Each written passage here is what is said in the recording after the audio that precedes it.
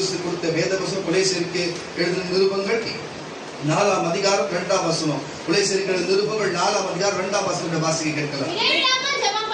இடைவிடாமல் ஜெபம் பண்ணுங்கள், ஸ்தோத்திரத்துடனே ஜெபத்திலே மறுபடியும் வாசிக்கணும். இடைவிடாமல் ஜெபம் பண்ணுங்கள், ஸ்தோத்திரத்துடனே ஜெபத்திலே விழித்திருங்கள்.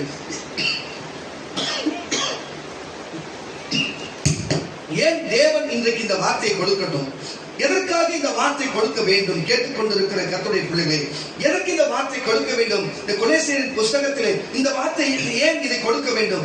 ஏன் தேவன் இதை 4ஆம் அதிகாரத்திலே 2ஆம் வசனத்திலே ஏன் இதை பேச வேண்டும்? என்ன காரணம் இருக்கிறது? மறுபடியும் வாசிக்க கேட்கலாமே. இடைவிடாமல் ஜெபம் பண்ணுங்கள், ஸ்தோத்திரத்துடனே ஜெபத்திலே விழித்திருங்கள். எதற்கு இந்த வார்த்தைகள்? ஏன் இந்த வார்த்தைகள்? எதற்கு இந்த நாளிலே? ஏன் ஜெபம் என்று சொன்னா இந்த மக்களுக்கு புரியாதா? ஏன் ஜெபம் என்று சொன்னா இது ஜனங்களுக்கு தெரியாதா என்று சொல்லி, ஜெபம் சொன்னா எல்லாருக்கும் தெரியும் தான், அவரால சொல்லுங்களேன். ஆனா ஜெபம் பண்ணது சில பேருக்கு தெரியல, சில பேர் ஜெபம் பண்றதுல சரின்னு அவரால சொல்லுங்களேன். 2-3 பேர் தான் தெரியும், மற்றவங்க உங்களுக்கு ஜெபம் பண்ணதா தெரியும். நான் பேர் சொல்லுங்க, எழுப்பு கேட்டா ஜெபம் தான் கேட்டாலும் அப்படின்னு பதிலே சொல்ல முடியாது. 3 பேர் தான் சொன்னாங்க கரெக்ட்னு சொல்லிட்டு, மற்றவங்க கம்முன்னு போய் அப்ப உங்களுக்கு எல்லாமே தெரியும். வாசி மறுபடியும். இடைவிடாமல் ஜெபம் பண்ணுங்கள், ஸ்தோத்திரத்துடனே ஜெபத்திலே விழித்திருங்கள். அப்ப கேட்டுக்கொண்டிருக்கிற கர்த்தருடைய பிள்ளைகளே, சிலருக்கு இங்கே ஜெபிக்க தெரியவில்லை, சிலருக்கு இங்கே ஜெபம் பண்ணுகிறதே இல்லை. தெரிஞ்ச ஜெபத்தை செய்கிறதுல சில பேர், சிலருக்கு ஜெபம் பண்ணவே தெரியல. ஆமான வரையில சொல்லுங்களேன். இப்ப சத்தம் வருது இல்ல, அதுதான் உண்மை. எதுக்கு இதை சொல்லுங்கன்னா கர்த்தருடைய பிள்ளைகளே, ஏன் தேவன் இந்த வார்த்தையை பேச வேண்டும்? ஏன் தேவன் இந்த வார்த்தையை சொல்ல வேண்டும்? எளிமையான வார்த்தையாச்சு, இது எனக்கு புரிஞ்ச வார்த்தையாச்சு. ஜெபம் பண்ண வேண்டும் என்று சொன்ன எல்லாருக்குமே தெரிந்த காரியமா இருக்குமே, ஏன் இதை ஒரு காரியத்தை குறித்து தேவன் பேச வேண்டும்? இடைவிடாமல் ஜெபம் பண்ணுங்கள், ஸ்தோத்திரத்துடன் கூடிய ஜெபத்திலே விழித்திருங்கள். அப்போ இடைவிடாமல் ஜெபிக்கணும், விழித்திருந்து ஜெபிக்கணும் என்பதை இங்கே தெளிவாய் வருகிறது. நான் சொல்லுகிறேன் கர்த்தருடைய பிள்ளைகளே, ஜெபம் என்று சொன்னா உங்களுக்கு தெரிந்திருக்கும், பிரார்த்தனை என்று சொல்லி ஜெபம் என்று சொன்னா வேண்டுதல் என்று, ஜெபம் என்று சொன்னா நம்ம தேவனோடு உறவாடுகிறது, ஜெபம் என்று சொன்னா நம்ம ஒருவரோடு கேட்டு பெற்றுக் கொள்ளுகிறது, ஜெபம் என்று சொன்னா நம்ம அன்பை ஊற்றுகிறது, ஜெபம் என்று சொன்னா நம்ம தேவை கேட்கிறதாக இருக்கிறது. ஜெபம் என்று சொன்னா நம்ம கேட்டு ஒன்று பெற்றுக் கொள்ளுகிறதா இருக்கிறது என்பதை நம் மனதறிந்து கொண்டு இருக்கிறது. கர்த்தருடைய பிள்ளைகளே, யாருக்கு கேட்கிறதை பொறுத்து இருக்கிறது. ஒரு வக்கீல் எடுத்து ஒரு கோர்ட்டிலே போயிட்டு ஒரு நீதிபதி அமர்ந்திருக்கிறான்னு சொன்னா அவர்களிடத்திலே கேட்கிறது அது ஒரு காரியம். கூண்டிலே ஏறி அவர்களிடத்திலே பேசுகிறது, அவர்களிடத்திலே நியாயம் கேட்கிறதா இருக்கிறது. புரியுதா இல்லையா உங்களுக்கு? அப்போ நம்ம இறுதியிலே ஒருத்தர் கொலை பண்ணப்பட்டு அவன் குத்துயிரும் குலவேரமா இருக்கும் போது அவன் பேசுகிற வார்த்தையே போலீஸ்காரர்கள் ரெக்கார்டு எல்லாம் வச்சுட்டு காதுல சொல்லு, என்ன சொல்ல, உனக்கு எப்படி நடந்து கேட்கும் போது அது இறுதி வார்த்தையா இருக்கிறது. ஆனால் ஒவ்வொருத்தரோடு பாருங்க, முதல் பிள்ளை பிறந்தவன் அம்மா என்று சொல்லும் பொழுது மழலையின் வார்த்தையா இருக்கிறது. ஆனா தேவனோடு மனுஷன் பேசுகிறதுக்கு அதுக்கு என்னவா இருக்கிறது? ஜெபம் என்று இருக்கிறது. நாமத்தை மனுஷன் எந்த இடத்துல இறுதியில பேசுகிறதும் முதலிலே பேசுகிறதும் என்று சொல்லி ஒவ்வொருத்துக்கும் ஒவ்வொரு காரியம் இருக்கிறது. ஆனா மனுஷன் தேவனோடு பேசுகிறது பெயரே ஜெபமாய் இருக்கிறது. அது எப்படிப்பட்டதா இருக்க வேண்டும்? எப்படிப்பட்டதா இருக்க வேண்டும்? தாயோடு மகன் பேசுகிறது போல, மகனோடு தாய் பேசுகிறது போல இடைவிடாமல் இருக்கணுமா? விழித்திருந்து இருக்க வேண்டுமா? கேட்டுக்கொண்டிருக்கிற கர்த்தருடைய பிள்ளைகளே, இதைத்தான் சீஷர்கள் அறிவித்தார்கள். இன்றைக்கு நான் உங்களை பார்க்கிறேன். இப்படிப்பட்ட ஜெபத்தில் யாரா இருக்கீங்களா? மறுபடியும் வாசிக்க கேட்கலாமா? இடைவிடாமல் ஜெபம் பண்ணுங்கள், ஸ்தோத்திரத்துடனே ஜெபத்திலே விழித்திருங்கள். இடைவிடாமல் ஜெபம் பண்ணுங்கள். யார் உங்களுடைய வாழ்க்கையிலே யார் இடைவிடாமல் ஜெபிக்கிறது சொல்லுங்க. முதல் வெள்ளிக்கிழமை வாங்கினாலே வெள்ளிக்கிழமை இடைவிடாம வெள்ளிக்கிழமை வரமாட்டீங்க, இடைவிடாம ஞாயிற்றுக்கிழமை வரமாட்டீங்க. உங்களுக்கு மணி 10:30 மணிக்கு இத்தனைக்கும் எல்லா சமையலும் இங்க பக்கத்துல பாத்தீங்கன்னா 7 மணி 8 மணிக்கெல்லாம் ஆரம்பிச்சிடறாங்க. இந்நேரம் நம்ம முடிக்கிற ஆரம்பிக்கிறத முடிச்சு வீட்டுல போய் நல்லா சாப்பிடுறாங்க. ஆனா உங்களுக்கு 10:30 மணிக்கு நாங்க வச்சிருக்கும் போது கூட, ஆனா நீங்க வரீங்க பாருங்க நேரத்துல, நான் கர்த்தர் உங்களுக்கு நல்லவராக இருக்கிறார் பார்த்தீங்களா? அதெல்லாம் கர்த்தர் ஒரு நாள் பதில் இருக்கும் உங்களுக்கு. அது பதில் இல்லாம போவாது. நீ 1000 சாக்கு சொல்லு, நீ 1000 காரணம் சொல்ல, நீ எந்த காரணம் சொன்னாலும் நீ சொல்லிக்கலாம். நான் வேணா அப்படி சிரிச்சினேன் அப்படி பண்ணிக்கலாம். அவ்வளவுதான் தவிர தேவன் எல்லாத்தையும் பார்த்துதான் இருக்கிறாரு. எல்லாத்தையும் பாரு. சபைக்கு வருதே உனக்கு இடைவிடாமல் வர முடியலன்னு சொன்னா, நீ வெள்ளிக்கிழமை கொடுத்து வரல இடைவிடாமல் வருகிறது இல்லைன்னு சொன்னா, ஞாயிற்றுக்கிழமை தேவனுடைய ஆராதனை செய்வதற்கு நீ இடைவிடாமல் வர முடியலன்னு சொன்னா, ஆனா இடைவிடாமல் சாப்பிடுற பத்தியா சாப்பிட்டுட்டு ஆனா நீ சாப்பிடுறன்னு சொல்றியா? நான் சொல்லுகிறேன் கர்த்தருடைய பிள்ளைகளே, எதுக்கு இதை நான் சொல்லுகிறேன்? இடைவிடாமல் தூங்காம இருக்கிறியா? இடைவிடாமல் சாப்பிடாம இருக்கிறியா? நான் கேட்கிறேன். இதெல்லாம் இடைவிடாமல் செய்கிறல்ல. ஆனா தெய்வத்தை தேடுகிற நேரத்தில் இடைவிடாமல் இடைவிட்டு இருக்கிற இடையத்தான் பெரிய தவிர இடையதான் விட்டு போகிற தவிர ஆனா இடைவிடாமல் ஜபம் பண்ணலையே. அல்லேலூயா. தயவு செய்து யாரெல்லாம் நீங்க ஜபிக்காது இருக்கிறீங்களோ நீங்க புரிஞ்சு கொள்ளுங்க கர்த்தருடைய பிள்ளைகளே. ஏன் இந்த ஜபம் இப்ப அவசியமா இருக்கிறது? நம்ம சபைக்கு ஜபம் அவசியமா இருக்கிறது, நம்ம உறவுக்கு ஜபம் அவசியமா இருக்கிறது, நம்ம சபைக்கு நம்ம மக்களுடைய நம்ம வாழ்க்கைக்கு ஜபம் அவசியமா இருக்கு. ஆமா, உங்களுக்கு நான் உணர்ந்திருக்கிறேன், உண்மைதான் பேசுகிறது. பிள்ளைகள் எல்லாரும் உணர்ந்திருக்கிறாங்க. நான் பெற்காத சில பிள்ளைகள் அது உணராது இருக்கிறாங்க. கர்த்தர் அவங்களுக்கும் நல்லவராக இருக்கிறாங்க. அவங்களும் எல்லாம் கும்பலா சேர்ந்து கைகளை தட்டி வரல சொல்லுவோமா? எதுக்கு நீங்கள் சொல்லுங்கன்னு சொன்னா கர்த்தருடைய பிள்ளைகளே, நீங்கள் தான் போய் ஓட்டு போட்டு வந்தீங்க.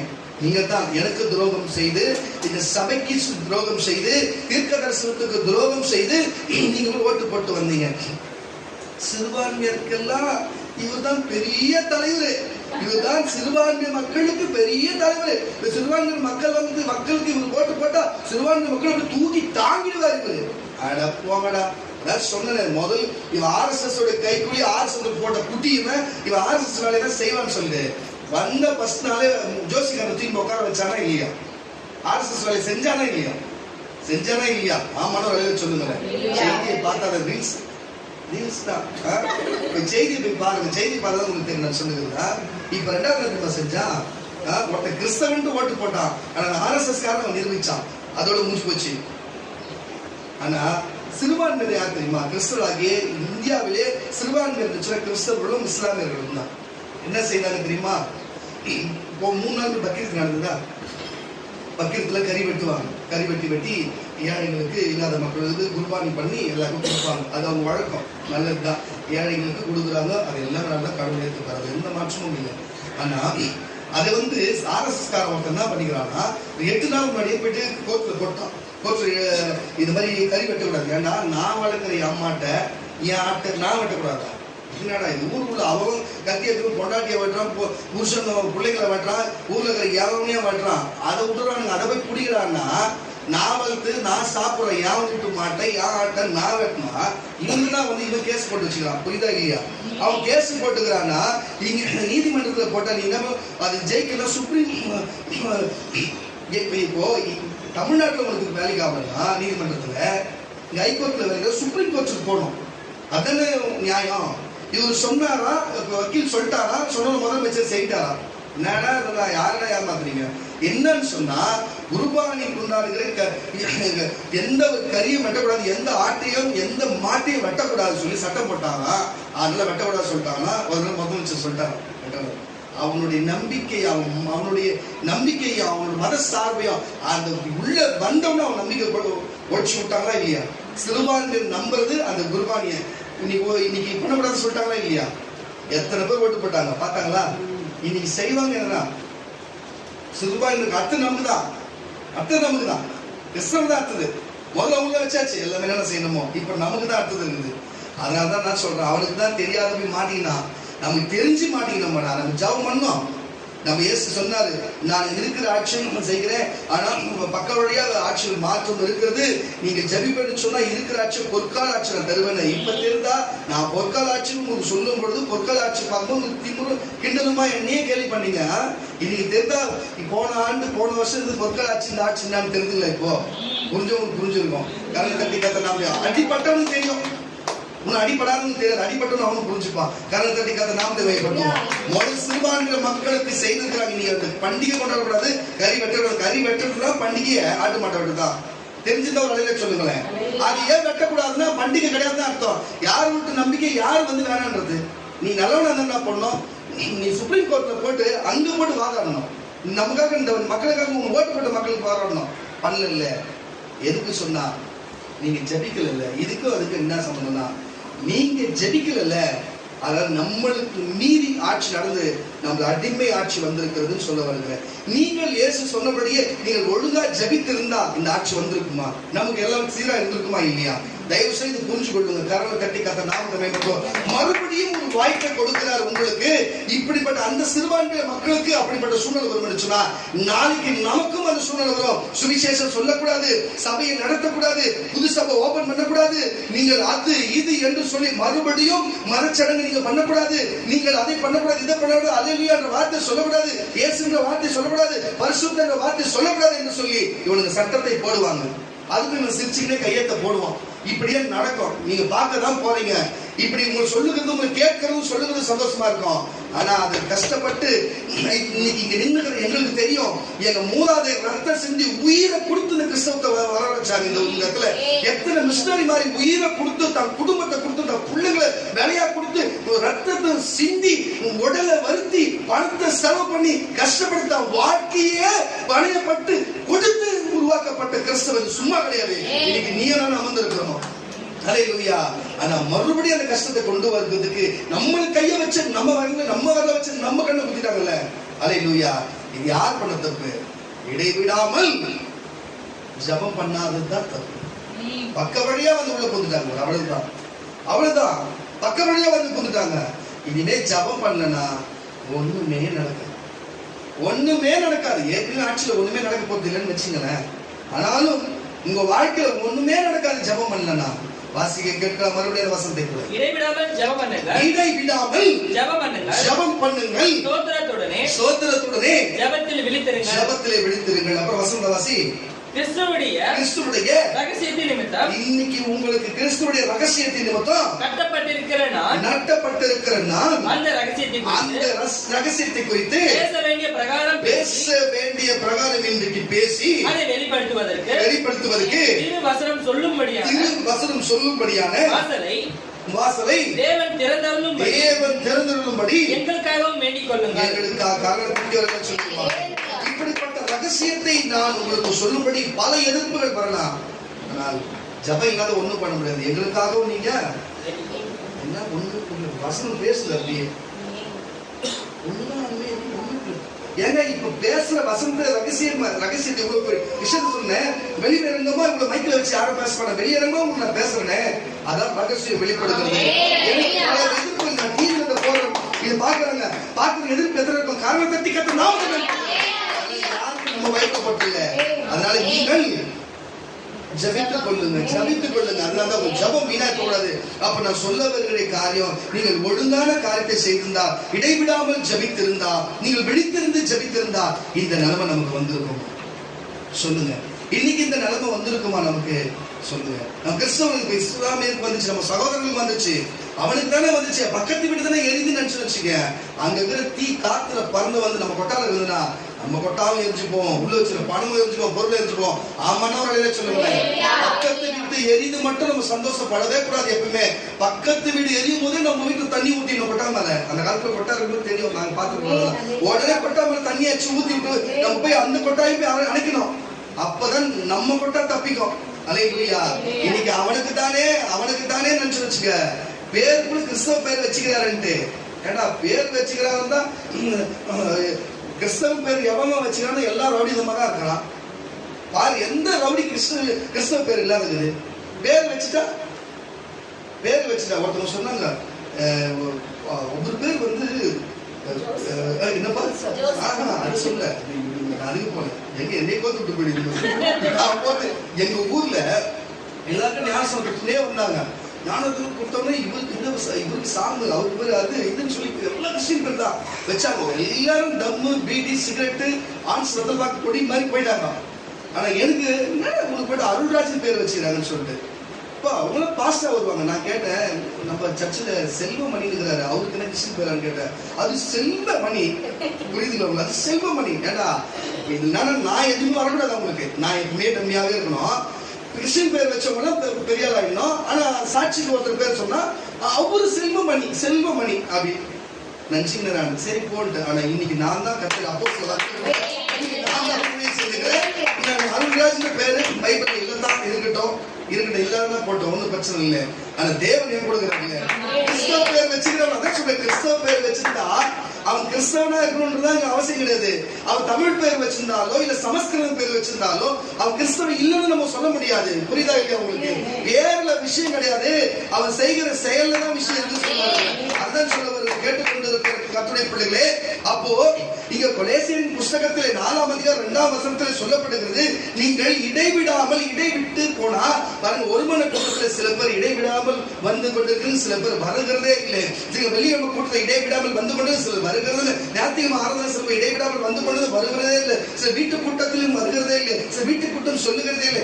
எதுக்கு இதை சொல்லுங்க சொன்னா, தயவு செய்து சொல்லுகிறேன் கர்த்தருடைய பிள்ளைகளே, நீங்கள் பாயிண்ட் இருந்தா நோட் பண்ணி வச்சுங்க. இடைவிடாமல் ஜெபிக்க வேண்டும்.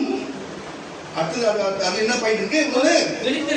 விழித்திருந்து ஜெபிக்க வேண்டும். ஹல்லேலூயா. கண் சொற்களா இருக்கும், சில தடைகள் இருக்கும், ஆனால் ஜெபிக்க வேண்டும். இப்படிதான் தேவன் நமக்கு வெளிப்படுத்துகிறார் கர்த்தருடைய பிள்ளைகளே. பாருங்க, 1 தெசலோனிக்கேயர் புஸ்தகம் 5ஆம் அதிகாரம் 17ஆம் வசனம். இடைவிடாமல்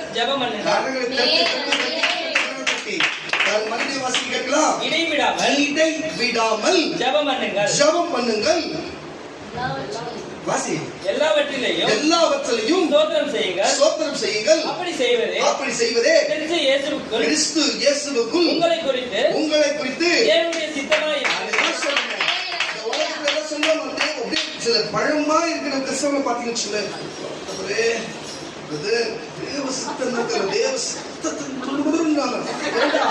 என்னடா இது, நான் பாப்பேன், எனக்கு தலைவலியே எடுத்துக்கோ பண்ற ஜோக்கெல்லாம். ஒருத்தர் சொல்லுகிறான், தேவசத்தை கண்டுபிடி, இப்படியெல்லாம் பண்ணுவான்.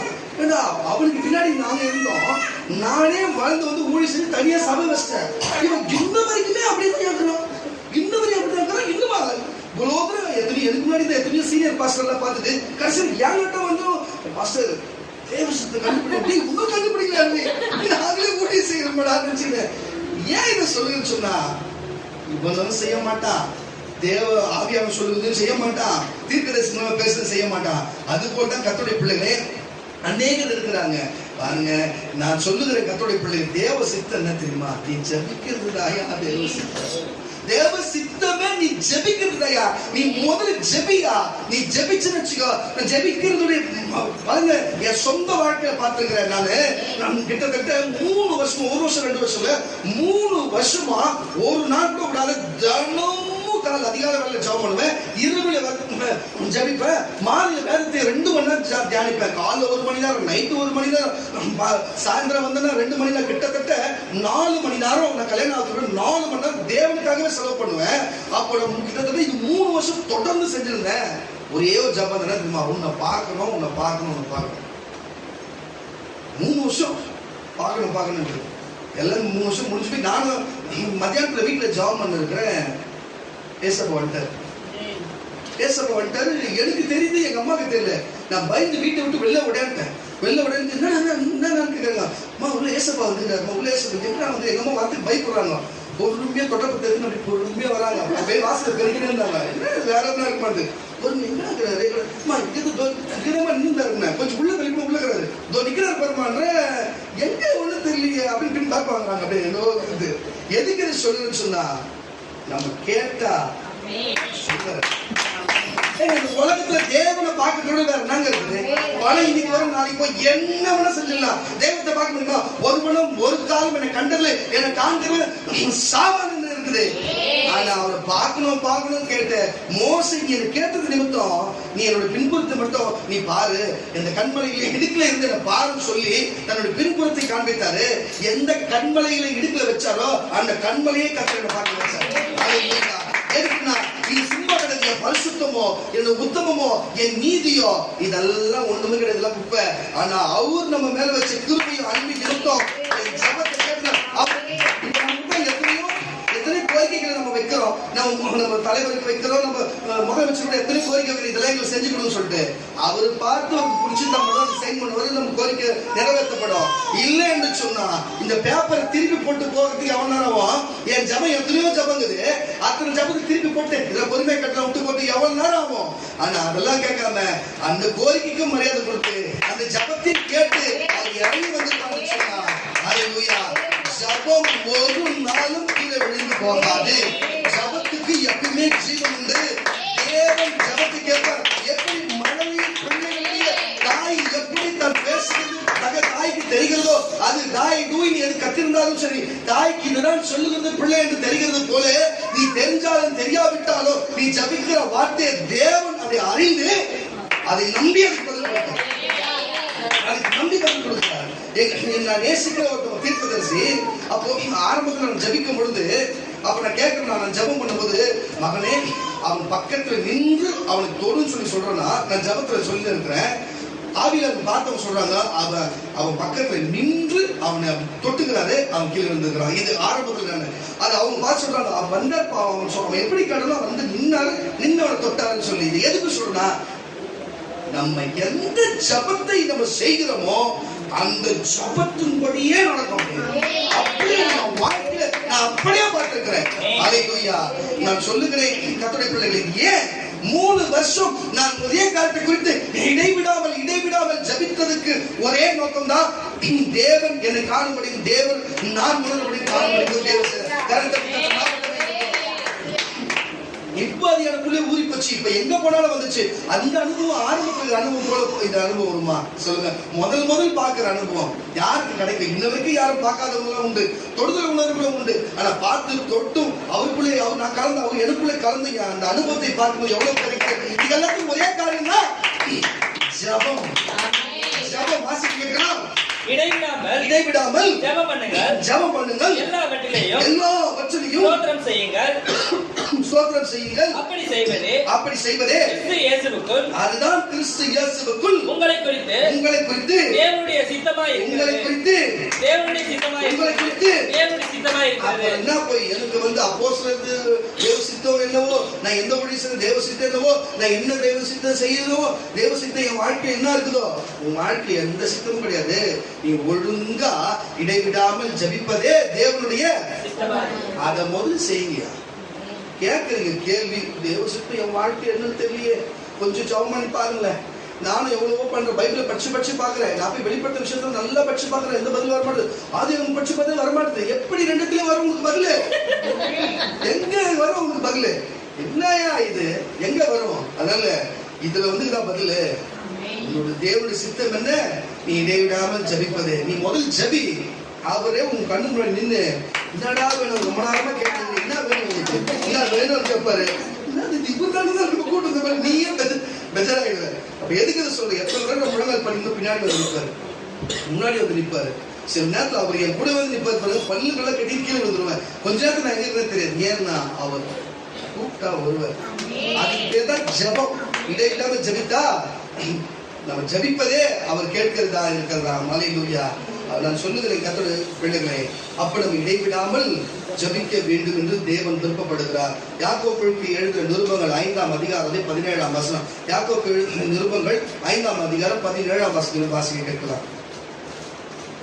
எலியா என்பவன் இதுதான் பாருங்க. இப்போ தீர்க்கதரிசிகளோட ஜபம் எப்படி இருக்குது பாருங்க. தீர்க்கதரிசிகளோட ஜபம் எப்படி இருக்கிறது? கருத்தா இருக்க வேண்டுமா? ஜபம் என்பது சும்மா காரணம் இல்லாத ஜபமா இருக்கக்கூடாது. நான் காரணம் இல்லாத ஜபத்தை ஒரு காலத்தில் செய்திருக்கிறேன், நானும் தெரியாத செய்திருக்கிறேன். இப்பெல்லாம் நான் காரணம் இல்லாம ஜபிக்கிறதுல நான் ஜபிக்க என்கிட்ட கொடுத்தாங்க குறைஞ்சது 10 நிமிஷம் ஜபம் பண்ணுவேன். யாருக்குன்னா சும்மா ஜபம் பண்ணணும்னு வச்சுங்களேன், 10 நிமிஷம் ஜபம் பண்ணுவேன். ஆனா இப்பெல்லாம் 10 நிமிஷம் ஜபம் பண்ணதே கிடையாது, ஒரே நிமிஷம் தான். நம்ம ஆளும் கூட 3 நிமிஷம் பண்ணுவோம், நம்ம கிட்ட கொடுப்போம். நான் அவ்வளவு நேரம் பண்றது ஒரே நிமிஷம் தான். அந்த மேட்டர் மட்டும் பண்றேன். அப்ப ஆரம்பத்துக்கு தெரியாது, 10 நிமிஷம் பண்ணுவேன். ஆனா கேட்கவும் நல்லா இருக்குது, அதையும் சந்தோஷப்பட்டு கேட்டுனே இருப்பாங்க அந்த ஜபத்தை கூட. ஆனா ரொம்ப நேரம் இப்ப நான் பண்றது கிடையாது. 1 நிமிஷம் 2 நிமிஷம் நான் பண்றதே இல்லை. ஏன்னா என்னவா அந்த இப்போ நோய்க்கு சரியான முடிஞ்சு போச்சு. அந்த வார்த்தை சொன்னா முடிஞ்சு போச்சு, எனக்கு தெரிஞ்சு போச்சு இப்ப விஷயம் என்னன்னு. அப்ப தெரியாது, என்னென்னமோ சொல்லி கேட்டு இருப்போம். அதனால நான் சொல்லுகிறேன் கர்த்தருடைய பிள்ளைகளே, கருத்தாய் ஜபிக்க வேண்டும். உங்களுக்கு புரியுதா இல்லையா? இப்போ சாவு வீட்டுல போய் எப்படி ஜபிக்கணும்னு சொன்னா அங்க ஜபிக்குது. ஒரு செத்தவங்களை இப்போ சாவு பழைக்க கிடைக்கிறோம், பழைக்க வைக்கணும்னா எப்படி ஜபணும், அப்படி ஜபம் இருக்கிறது. ஒரு குடும்ப ஆசீர்வாதம் கொடுத்து ஜபிக்க போனா எப்படி, ஆறுதல் கொடுத்து ஜபிக்க போனது, சபையில எப்படி ஜபிக்கணும், வீட்டுல எப்படி ஜபிக்கணும், தனிப்பட்டவா எப்படி ஜபிக்கணும், தனி மனுஷனுக்கு எப்படி ஜபிக்கணும் என்று ஜபிக்க இடத்துல பல காரியங்கள் இருக்கிறது. ஆனா அது ஒரு காரியம் எப்படிப்பட்டதா? கருத்தாய் ஜபிக்க வேண்டுமா? எலியா தம்முடைய தீர்க்கதரிசியை என்பதாலே அவர் எப்படி கருத்தாய் ஜெபித்தார் சொன்னா, வானத்தை பார்த்து அந்த மேகத்தை பார்த்து நீ மழை பெய்யாதிருப்பாய் என்று சொல்லி 3.5 ஆண்டுகள் அது மழை பொழியாமல் இருந்தது. மறுபடியும் அவர் ஜெபித்தார், மறுபடியும் மேகங்கள் வந்தது, மறுபடியும் மழை பெய்தது. அது பிரயோஜனப்பட்டதா? எதுக்கு சொல்லுகிறேன்னு சொன்னா, இங்க தீர்க்கதரிசியா இருக்கட்டும், இருக்கிற பொதுமக்களா இருக்கட்டும், அநேகர் நீங்கள் கருத்தாய் ஜெபிக்காமல் இருக்கிறது தான் காரணமே. சில பேர் எங்க அம்மா மாதிரி யாருன்னா பாத்தீங்கன்னா ஜெபம் பண்ணுவாங்க. இது கொஞ்சம் கருத்தாய் ஜெபம் பண்ணோம். நமக்கு தெரிஞ்ச அவர் ஏரியாவுள்ள ரவுடி, அப்புறம் ரொம்ப ஒரு மோசமான ஒரு ஆளு, சாரையை விற்கிறவரு, சாரையை காசுறவரு, பொல்லாத ரவுடி அப்படி வச்சுங்க கிளியரா. அப்படிப்பட்ட ஆளு எங்க அம்மா ஒரு ஜெபம் பண்ணுவாங்க. ஊருக்கு எல்லாம் ஜெபம் பண்ணுறது முட்டி போட்டு அவர் பேர் சொல்லி ஜெபம் பண்ணுவாங்க. ஆண்டவரே அவர் பேர் சொல்லுவாங்க, அவர் ஆசீர்வதிக்க பண்ண ஆண்டவரே, அவர் ஆசீர்வதிக்க தொடர்ந்து பண்ண. நானும் எங்க அம்மா பார்த்துட்டு காலையில் ஆசீர்வதிக்க சொல்லிட்டு உண்மையாவே பாருங்க, அவர் ஏற்கனவே ஒரு பேரல் போட்டு 2 பேரல் போட ஆரம்பிச்சாரு. எங்க சந்து மட்டும் மதிக்கிறவர் பக்கத்து சந்து சேர்த்து மாற்ற ஆரம்பிச்சாரு. தொடர்ந்து பார்க்க அப்படியே மினு பைக் வச்சிருந்தவர் கார் வாங்கினா நல்ல மினு வீடுலாம் பயங்கரமா கட்டினா சூப்பரா இருந்தாரு. நட்டுறது மட்டும் போகுது, அவருக்கு நாங்கள் பிசராகும் அந்த மாதிரி இருந்தது. எனக்காக ரொம்ப நாள் ஒரு கோவம் வந்து எங்க அம்மா பார்த்து, அம்மா ஊர்ல இருக்கிற எல்லாத்தையும் ஜெபம் பண்ணுகிற, என்னென்னமோ பண்ற, இவனுக்கு ஆசீர்வாதம் பண்ணுகிறேன்னு. ஆமாண்டா ஏசப்பா எல்லாரும் ஆசீர்வாதம் பண்ண சொன்னாரு, இவங்க பாட்டும் பண்ணிருக்கிறது. ஆனா அதே தேவன் நான் கருத்தாய் ஜெபம் பண்ணணும், அவன் ரட்சிக்கப்படணும், அவன் மனம் திரும்பணும், அவன் தேவனை ஏற்றுக்கொள்ளணும், அவன் திருந்தி வாழணும், இயேசுக்காக கீழ்படிச்சு வரணும், பரிசுத்த வாழ்க்கை ஜபிக்கலாம்ல. அவன் ஆசீர்வாதம்னா இதை விட்டுட்டு அவன் உண்மையான தேவன் ஆசீர்வதிச்சாரியா. அதுக்கப்புறம் எங்க அம்மா நான் திட்டினதுக்கு அப்புறம் ஜெபம் பண்ண விட்டாங்க. இன்னைக்கு என்ன ஆச்சு தெரியுமா? எல்லாமே போயிட்டு கை கால் விழுந்துச்சு.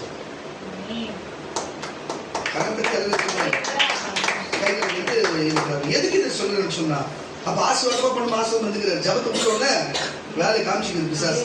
புரியுதா இல்லையா? கரக தட்டி எதுக்கு சொல்ற? கருத்தா ஜபிக்கணும். இப்போ தேவையில்லாத ஆட்களுக்கு தேவையில்லாத காரியத்தை இப்ப சில பேர் ஜெபம் பண்ணுவாங்க. இங்க ஒரு கோயில் இருக்குது, அங்க ஒரு சந்திர முக்குண்டு ஒரு கோயில் இருக்குது, ஆண்டவரே அந்த கோயில் எல்லாம் எடுக்கணும் ஆண்டவரே அப்படின்னு. ஏன் இருந்தா என்னாச்சு? இப்போ இன்னும் ஆயிடும் இப்போ உங்களுக்கு. அதனால என்ன பூமி அவருது, செங்கல் கல் அவருது. ஏன் என்ன உங்களுக்கு என்ன பிரச்சனை? என்ன உங்களுக்கு பிரச்சனை? பூஜை பண்ற மனம் திரும்பட்டும், அது குடும்ப மனம் திரும்ப அப்படி ஜெபம் ஜெபம் அதெல்லாம் முடியாது. எடுத்த உடனே நேர் தான். சில பேர் ஜபத்தை பார்க்கணும், ரொம்ப ஆக்டிங்கா இருக்கும். எனக்கு இது மாதிரி ஆளு கைத்தாலும் பிடிக்காது. கிறிஸ்தவன் நீங்க பாருங்க, கூட ஒரு 2-3 பேர் இருக்குங்க டிக்கெட்டுங்க. இப்போ கொஸ்டின் இருக்கும், சருக்கு தீனே இருக்கும். ஆமா நம்ம தான் போகுது இருக்காது. என்ன இதுங்க நாங்க பார்க்காதா?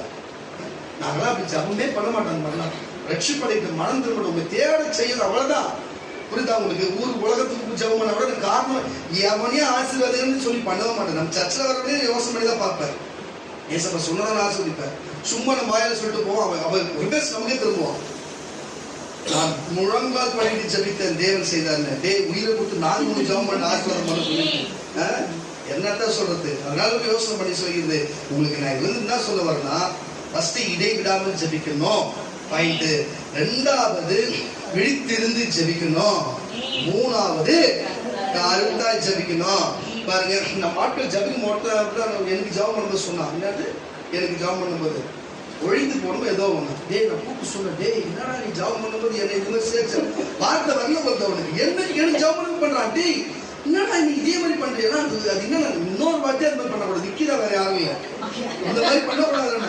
அப்படியாண்ணா அப்படின்றா. அது வரைக்கும் அவனுக்கு புரிய பண்றான். அப்ப என்ன வார்த்தைன்றது நானே இப்ப மறந்துட்டேன், ரொம்ப நாள் ஆச்சு. இது எதுக்கு சொல்றேன்னா, மறைச்சு என்ன மறைச்சு மறைத்துன்றதுக்கு மறிச்சுன்றான். அப்ப செத்து போனோம் நானு. ஏன்டா இந்த மாதிரி பண்ணீங்கன்னா இல்லைன்னா அதானே வருதா? அதுதான் சொல்லுகிறேன். கர்த்தருடைய பிள்ளைகளே, கருத்தாய் ஜபிக்கணும். அது அவர் எலியா எப்படி ஜபித்தார்? வாசிக்க கேட்கலாம். எலியா என்பவன் தம்மை போல பாடுள்ள மனுஷனாய் இருந்தோம். உன்னை போல என்ன போல பாடுள்ள சாப்பிடுறோம் தூங்குறோம். நம்மளை போல பாடுள்ள மனுஷனாய் இருந்தோம். மழை பெய்யாதபடிக்கு கருத்தாய் ஜெபம் பண்ணினா அப்பொழுது 3 வருஷமும் 6 மாதமும் பூமியின் மேல் மழை பெய்யவில்லை. எதுக்கு இதை சொல்லுகிறேன்னு சொன்னா, எல்லாத்தையும் தேவனை ஏற்றுக்கொள்ளும்படிக்கு எலியாவின் தேவன் ஒருவர் இருக்கிறார் என்பதை நம்பும்படிக்கு, அது எலியாவோடு இருக்கிறார் என்று நம்பும்படிக்கு தேவன் அப்படிப்பட்ட காரியத்தை வெளிப்படுத்தி இருக்கிறார். கர்த்தருடைய பிள்ளைகளே, 15 இருந்து வாசியா. அப்பொழுது 15 தொடர்ந்து 17 மேல வாசி. அப்பொழுது விசுவாசமுள்ள ஜனம், அதுதான் கரங்களை தட்டு, கரங்களை தட்டு. இப்போ என்னன்னா, இப்போ இடைவிடாமல் ஜெபிக்கணுமா, விழித்திருந்து ஜெபிக்கணுமா, கருத்தா ஜெபிக்கணுமா, அடுத்தது விசுவாசமுள்ள ஜனம். அதுதான் இப்போ நம்ம ஆளுங்க கருத்தா கூட ஜெபம் பண்ணுவாங்க. ஆனா நம்ம ஆளுங்கிட்ட ஒரு விஷயம் என்னன்னா, ஒரு குறிப்பிட்ட ஆளுங்க அவங்க பேர் சொன்னா அவங்க ரொம்ப கோச்சிப்பாங்க. அவங்க நம்ம என்னத்த சொல்றது, விசுவாசம் வேற என்ன சொல்றது, ஒரு விசுவாசம் உள்ள ஜபமா இருக்கணும். அவதான் பின்னியாளிகளை ரட்சிக்கும்.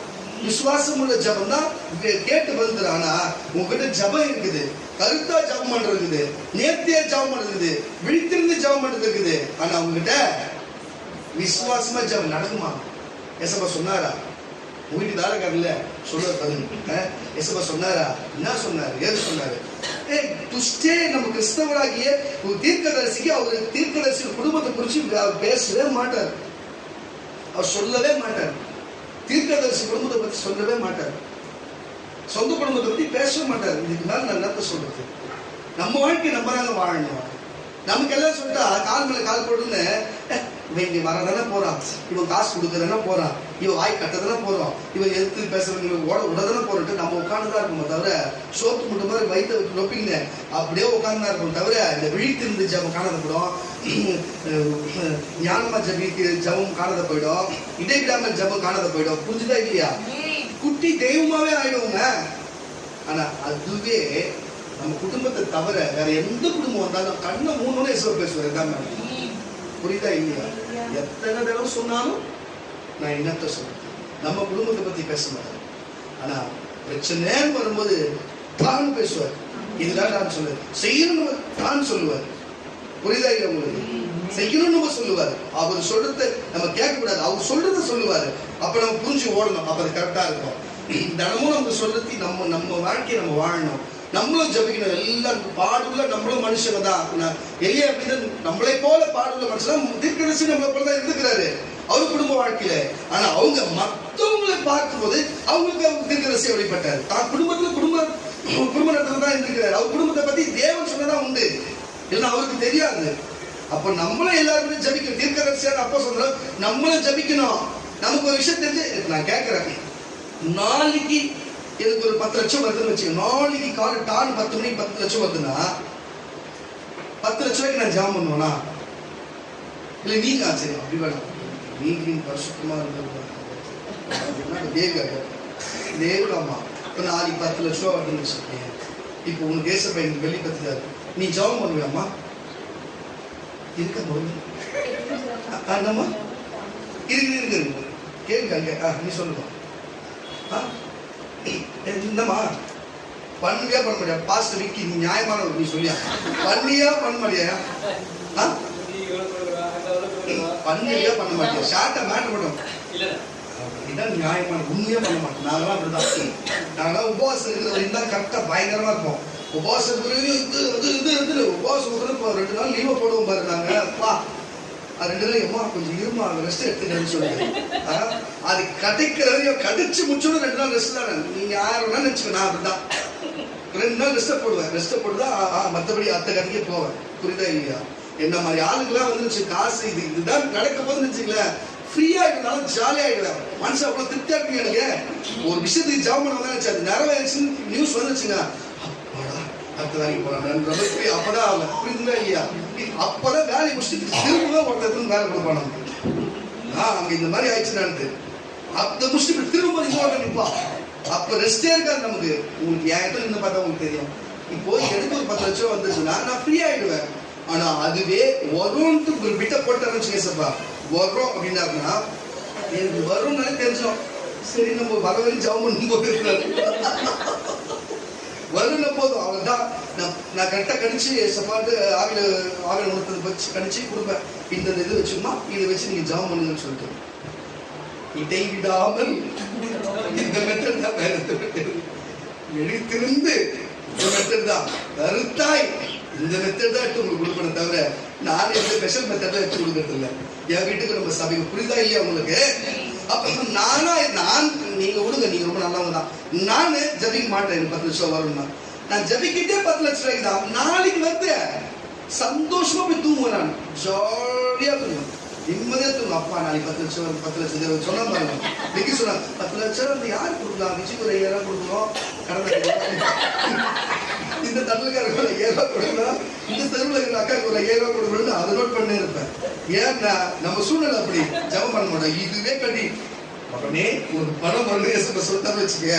ஜபம் பண்ணி 10 லட்ச ரூபாய்க்கு சேர்த்து ஒரு 2 லட்ச ரூபாய்க்கு 2 விஷயத்துக்கு 3 ஜபத்துக்கு சேர்த்து பண்ணுவோம். ஆமா இல்லையா? அப்ப நமக்கு தேவன் சில காரியத்தை மறைச்சு வைக்கிறது நியாயமானது. ஆமாவா இல்லையா? யாவாயில் நிக்கவே நிக்காது. ரகசிய மகனேன்னு எப்படி முதல்ல போய் பவான் கிட்ட சொல்ல, இல்ல கிட்ட சொல்லுவாரு. ரகசியம் தான் என்னால ஒண்ணுமே கண்ட்ரோல் பண்ண முடியாது. ஏன்னா நமக்கு மறந்து பிரச்சனை இருக்கிறதுனால நிறைய விஷயம் சொல்லிக்கிறேன், நிறைய மறந்து விட்டேன். நான் என்ன பண்றது, நடக்கும்போது அம்மா நீங்க சொன்னாரு என்னத்த சொல்றது, எனக்காக ஒரு ஜாபம் பண்ணுங்க. எதுக்கு இதை சொல்லுங்க கர்த்தருடைய பிள்ளைகளே? கருத்தாய் ஜெபிக்க வேண்டும். ஹல்லேலூயா. விசுவாசத்தோடு. அப்ப விசுவாசம், பணம் வரும்னா வரும், உணவு வரும்னா வரும், நோய் சுகமாகும்னா ஆகும். நீ ஆகணும், ஆக்கணும் அப்படின்னு சொல்லி ஜெபம் பண்ணா அது ஆக்குற வரைக்கும் விசுவாசம் ஜபிக்கணும். நீ தீர்க்கதரிசியாயிரு, தீர்க்கதரிசி மனைவியாயிரு, தீர்க்கதரிசி புத்திரனாயிரு, தீர்க்கதரிசிகளுக்கு விசுவாசியாயிரு, நீ யாரவனாயிரு. ஆனா நீ ஜபிக்கிறன்னு சொன்னா, ஜபிக்கிறவன் ஒருவன் ஜபிக்கும் பொழுது அவன் ஜபத்தை நீ விசுவாசத்தோடு பழிக்கும். நீ ஜபிக்கும் பொழுது உன் ஜபத்தை விசுவாசா தேவன் சிவன் நம்பினா அது பழிக்கும். விசுவாசிக்குன்னா அது ஆகாது. விட்டது வாசி. அப்பொழுது விசுவாசமுள்ள ஜெபம் வினியாளிகளை ரட்சிக்கும். கர்த்தர் அவனை எழுப்புவார். அவன் பாவம் செய்வதினால் அது அவனுக்கு மன்னிக்கப்படும். நீங்கள் சுகமாகும்படி உங்களுடைய குற்றங்களை ஒருவருக்கு அறிக்கையிட்டு ஒருவருக்காக ஒருவர் ஜெபம் பண்ணுங்கள். நீதிமான் செய்யும் ஊக்கமான நீதிமன்றடா. அதனாலதான் எப்ப பாரு என் வாய் நிறைய பரிசுத்த பிள்ளைகள் ஜெபம் பண்ண அதுக்கு தான் நான் என்ன சொல்றது புரியல. அடிக்கடி சொல்ல கொஞ்சம் பரிசுத்த பிள்ளைகள் ஜெபம் பண்ணுவாங்க. அப்ப நீதிமான் செய்யும் ஒவ்வொரு ஊக்கமான ஜெபமும் மிகவும் பலனுள்ளதா இருக்கிறது. எலியா என்பவன் நம்மை போல பாடுள்ள மனுஷனும் மழை பெய்யாதபடிக்கு கருத்தாய் ஜெபம் பண்ணினான். அப்பொழுது 3 வருஷமும் 6 மாதமும் பூமியின் மேல் மழை பெய்யவில்லை. மறுபடியும் ஜெபம் பண்ணினான். அப்பொழுது வானம் மழை பொழிந்தது. பூமி பலனை தந்தது. சகோதரரே, உங்களில் ஒருவர் சத்தியத்தை விட்டு விலகி மோசம் போகும்போது மற்றொருவன் அவனை திருப்பினால் தப்பிப்போன மார்க்கத்திலிருந்து பாவி திருப்புகிறவன் ஒரு ஆத்துமாவை மரணத்திலிருந்து ரட்சித்து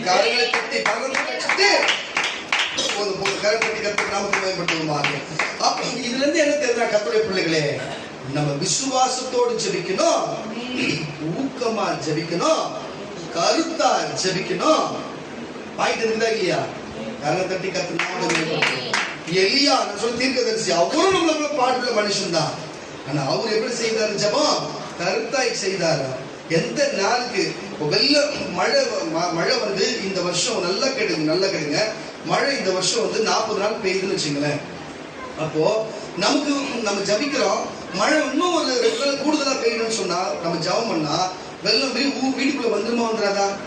சொல்லுங்க, வீட்டுக்குள்ள வந்துருமா? ஒரு நாள் பெய்ஞ்சாலும் வந்துடும். 40 நாள் அதுக்கு பரவலா பெய்யுது. ஒரு 3 நாள் எக்ஸ்ட்ரா பெய்யுது நம்ம ஜபம் பண்றோம். 3 நாள் பெய்ஞ்சா மழை வந்துருமா? உள்ள வெள்ளம் ஏறினா வழியிலே சொல்லுங்க. அதுவே 3 வருஷம் வறண்டு போய் ஏரி குளங்கள்லாம் காஞ்சு போய் இருக்கிற வேலையில அப்போ 3 வருஷம் பெய்யாத மழையில அப்ப மழை பெய்யணும்னு ஜபிச்சா அப்ப ஏரி குளம் குட்டெல்லாம் ரொம்பி எல்லாரும் வளர்ச்சியோடு இருந்து பஞ்சங்கள் தீர்ந்து இருக்கும் பொழுது அவன் சந்தோஷத்தான தேவனை அது பஞ்சத்திலிருந்து மீட்டு வருகிறவன் தேவனை ஏற்றுக்கொள்வனா இல்லையா? தேவனை பின்பற்றுவனா இல்லையா? அப்ப வறண்டு காஞ்சிருக்கிற நேரத்திலே நிலத்துக்கு தண்ணீர் பாய்க்கிறது போல உன் ஜபம் இருக்க வேண்டும். ஒருத்தன் காஞ்சி அவன் படம்பு முடியாத ஜுரத்தில் இருக்கும் பொழுது அவனுக்கு ஜபிக்கும் பொழுது அவனுக்கு சுகமாக வேண்டும். உன் வருத்தத்திலே வறுமையிலே அவன் கஷ்டத்திலே பணத்திலே வறுமையா இருக்கும் அவனுக்கு பணத்தை கொடுத்து அவன் ஆசீர்வதித்து ஜபிக்க வேண்டும். ஒருவன் ரட்சிப்படையாத மனம் திரும்பாம அவன் போதை பழக்கத்தில் இருக்கிறவனை கொண்டு வந்து அதுக்கப்புறம் அந்த போதை வசதிலிருந்து அவனை நீக்கி அவன் ஆரோக்கியமான காரியத்தை செய்து அவனுக்கு வாழ்வாதாரத்துக்கு முன்னேற்றப்படி செய்தா அப்போது அது கருத்தான ஜபமா இருக்கும். ஒருத்தன் ஏற்கனவே கொலைகாரனா இருக்கும்போது அவன் ஆசிரியர் ஜபினா கொலைதான் பண்ணுவான். ஏற்கனவே திருடனா இருக்கும்போது அவன் ஆசிரியர் இன்னும் திருடதான் செய்வான். புரியுதா இல்லையா? அப்போ எப்படிப்பட்ட ஆட்களுக்கு நம்ம ஜபிக்கூடாதுன்னு சொன்னா அவர்கள் வறண்ட நிலையிலே வறட்சியான இருக்கிற இடத்துலதான் அவங்க தண்ணீர் செழிப்பாய் மழை பொழிகிறது போல நம்ம ஜபம் இருக்க வேண்டும். ஊக்கமானதா இருக்க வேண்டும். அந்த ஜபம் கருத்தா இருக்க வேண்டும். அவங்களோட கடன் பிரச்சனை தற்கொலைக்கு முயற்சி பண்ணுகிற வேலையை அறிந்து நம்ம அவன் ஜபிக்கும் பொழுது அப்ப இயேசு அவன் தற்கொலையை மாத்தி அந்த கடன் பிரச்சனை மூலியமா சந்தித்து அதுல வாழ்வாதாரத்துக்கு உண்டான வருமானம் வராமல் செய்தா அவன் இயேசு முயற்சி பண்ணுவான். போய் கொடுக்க உங்களையும் ஏற்றுக்கொள்வான். இப்படி கருத்தா இருக்க வேண்டும். மழை பெய்து கொண்டிருக்கிற செல்வாக்கு இருக்கும் பொழுது அவனுக்கு ஒழுமை இருக்கும் பொழுது அவன் நல்லா இருக்கும் போது ஜெயினும் மோதிரமும் வெள்ளியும் பொண்ணும் போட்டு இருக்கும் போது அவனுக்கு போய் ஆசிர்வதி நான் இயேசு நல்லவர் இயேசு வல்லவர் சொன்னா எனக்கும் இயேசு தெரியும் ஜீசஸ் கிரைஸ்ட் அப்படின்னு சொல்லிட்டு போய்க்கினர்வான் நம்ம கிட்ட. ஆமாவா இல்லையா? இப்படித்தான் முக்காவாசி நம்ம பண்றது. முக்காவாசி பண்றது இதனால்தான் கிறிஸ்தவர்களுக்கும் மற்ற சமூகத்து மக்களுக்கும் உன் தெய்வம் பெரியமா ஏன் தெய்வம் பெரியமான்னு சண்டை வர்றதுக்கு. அவன் வறட்சியா போய் பேசணும். அவன் எல்லாரும் போய் பேசணும். அவனுக்கு கடைசி கட்டத்தில் போய் பேசணும். அப்பதான் கட்டது அவனுக்கு அவன் மேல தண்ணியை ஊற்றும் போது மழை பெய்யும் போது அப்பதான் அவனுக்கு உள்ளது எல்லாமே வளரும். அவன் உயிர்ப்பிப்பான். அப்பதான் அது பிரோஜனப்படும். விசுவாசமுள்ள பிணியாளிகளை சுஸ்தமாக்கும். கரவை தட்டி கைப்பற்றுமாக இப்படிப்பட்ட காரியங்கள் இருக்கிறது. கர்த்தருடைய பிள்ளைகளே, இதைத்தான் தேவன் விரும்புகிறார். லூக்கா எழுதின சுவிசேஷ புஸ்தகம் 18ஆம் அதிகாரம். லூக்கா எழுதின சுவிசேஷ புஸ்தகம் 18ஆம் அதிகாரம் 6ஆம் வசனம் பாருங்க. பின்னும் கர்த்தர் அவர்களை நோக்கி அநீதி உள்ள அந்த நியாயாதிபதி பாருங்க, அநீதி உள்ள நியாயாதிபதி சொன்னதை சிந்தித்து பாருங்க. அந்தபடியே தேவன் நம்மை நோக்கி இரவும் பகலும் கூப்பிடுகிறவர்களாகிய அதுதான் ஏன் சொல்றேன்னா இப்ப ஏன் இந்த வார்த்தையை தேவன் பேசுறன்னு சொன்னா பாருங்க, ஒரு அநீதி உள்ள ஒரு நீதிபதி. இப்போ அநீதி உள்ள நீதிபதி ஒருத்தர் இருக்கிறான். அவனுக்கு பொதுமக்கள் ஒருத்தர் இருக்கிறாங்க. ஒரு ஏழை ஒரு மகன் இருக்கிறா. அவ வீட்டு நடைய எவனோ ஒருத்தர் பிடிக்கனா கல்லு தள்ளி போட்டுட்டான். அந்த இடத்த பிடிக்கனா சரி அவங்க பேர்ல ஒரு அலாட்மெண்ட் வீடு வந்துருது. ஆனா அது வேற ஒருத்தர் ரவுடி பிடிக்கணும். புரிஞ்சுக்கிறீங்களா? அது பிடிக்கணும். ஆனா இந்த அநீதி உள்ள நீதிபதி கிட்ட வந்து நீதி கேட்டா அந்த நேரம் அவன் மூடு எப்படி இருந்தோ அவன் குடும்பத்தில் என்ன பிரச்சனை கோபமா இருந்தானா அவனுக்கு எதுவும் கிடையாது போ அப்படின்றோம். நல்லா இருக்குதா நல்லா 2 வீடு இருக்குது உண்டு. இந்த ஒரு வீடு வந்து கவர்மெண்ட்டுக்கு போட்டுருந்தா ஒரு வீடு அவனுக்கு போ அப்படின்னு சொல்லிடுவான். அவன் அநீதி உள்ள நீதிபதி. நீதி உள்ள நீதிபதி கிடையாது. ஆனா அந்த அநீதி உள்ள நீதிபதியை தினமும் வந்து ஒரு மகன் வந்து நீதிபதி ஐயா எனக்கு ஒரு நீதி செய்யுங்கய்யா எனக்கு ஒரு நீதி செய்யுங்கன்னு சொல்லி தினந்தோறும் ஒரு மகன் தினந்தோறும் வந்து நச்சரிச்சு இருக்கும் போது அவன் எழுந்து பார்த்து யாரான பொங்கலுக்கு தினமும் வந்து என்னன்னு கேட்கலாம். அந்த பிரச்சனை அவங்களுக்கு ஒரு வீடு அலாட்மெண்ட் பண்ணாங்கன்னா அந்த ஏரியாவில் ஒரு ரவுடி வந்து அவங்க வீட்டை பிடிக்கிறானா அப்படி அந்த ரவுடி தூக்கி உள்ள போடு அந்த வீட்டை பிடிக்கி உங்க கையில கூட போஸ்டல் அப்படின்னு சொல்லி அனுப்பிச்சிட்டாங்க. அப்போ வந்து பார்க்கும்போது பாருங்க செய்யணும்ல விசாரிக்கணும் இல்லை. ஆனா அந்த அநீதி உள்ள நீதிபதி கூட அவங்க ரொம்ப எரிச்சல் கொடுக்கறது நிமித்தம் இப்படிப்பட்ட காரியத்தை தேவன் செய்யும் பொழுது பாருங்க, இப்படிப்பட்ட ஒரு அநீதி உள்ள நீதிபதி இப்படிப்பட்ட காரியத்தை அப்படி கொடுக்கறாருன்னு சொன்னா ஏன் கர்த்தருடைய பிள்ளைகளே ஒருத்தவங்க சாவப்படுகிறது இருக்காங்கன்னா தினமும் அவங்களுக்காக 10 வருஷம் ஆகட்டும் 10 வருஷம் ஆயுசு கொடு 10 வருஷம் ஆயுசு கொடு உங்களுக்கு கேட்டா போ அப்படின்னு தேவன் கொடுக்க மாட்டாரா? அவர் நீதி உள்ள நியாயாதிபதி. ஒரு ரூபாய் பணம் வேணும், இந்த மாசம் வேணும், வர மாசம் வேணும், எனக்கு தினமும் ஒரு படி கொடு கேட்டு அந்த கொடுப்பாரா கொடுக்க மாட்டாரு. நான் சொல்ல வேலை அப்படித்தான் சொல்லுறது. அவங்க நச்சரிச்சுக்கினே இருக்கும் போது எனக்கு எந்த விஷயத்தை கேட்கணும்னு வேற எதுனா கேட்டீங்கன்னா எனக்கு தெரியாதுப்பா, அதையும் கொடுப்பாரு. அப்ப எப்படி தெரியுமா இருக்கும், தம்பி எங்க எப்படி போற, சும்மா போற, ஒரு ஆப்பன் வச்சு விட்டு போறோம் அப்படின்னு நம்மளே தேடி வச்சு விட்டு போற மாதிரி இருக்கும். அதனால தயவு செய்து சொல்லுறேன், இதை பார்த்து வேற எதுவும் புரிஞ்சு கொள்ளாதீங்க. இது கம்பெனி பொறுப்பு இல்லை. இது எதுக்கு உங்களுக்கு சொல்றேன்னா, அப்ப நீங்கள் கரைத்தா கல்லும் கரையும். நீங்க கேட்கிற விதத்தா கேட்கணும். அப்படி கேட்கும் நச்சரிச்சு கேட்கும் பொழுது அந்த அநீதி உள்ள கெட்ட அநீதி உள்ள நீதிபதி கூட ஏமா அதை செய்யணும்னு சொல்லி செய்ய அவனுக்கு மனசு வரும் என்று சொன்னா, இந்த நீதி உள்ள நியாயாதிபதி இடத்துல என்னை போல பொதுமக்கள் தேவத்திலே அனுதினமும் இடைவிடாமல் ஜபித்தா, கருத்தாய் ஜபித்தா, விசுவாசித்து ஜபித்தா, அவர் பார்த்து இன்னும் அனுதினமும் நச்சரித்து ஜபித்தா, உனக்கு வீடு கொடுக்க மாட்டாரா, உன் குடும்பத்தை பரிசுத்தமா நடத்த மாட்டாரா, உன் கணவன் ரட்சிக்கப்பட மாட்டானா, உன் பிள்ளைகள் ரட்சிக்கப்படாதா, ஏன் நான் செய்ய மாட்டேனா, நான் கேட்டு கொடுக்க மாட்டேனா, நான் உங்களோட இல்லையா,